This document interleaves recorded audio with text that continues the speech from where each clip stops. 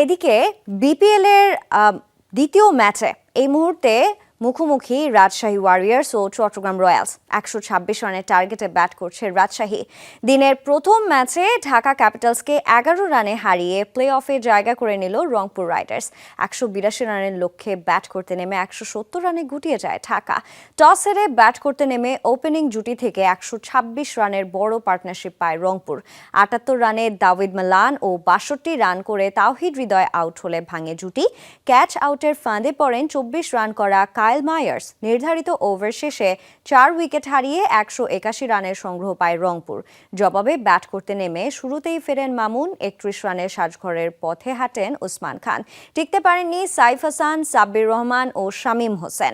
অধিনায়ক মিঠুনের ব্যাট থেকে আসে 25 রান। 20 রান করেন ইমাদ ওয়াসেম। শেষ দিকে মোহাম্মদ সাইফুদ্দিনের অপরাজিত 58 রান কেবল কমিয়েছে হারের ব্যবধান।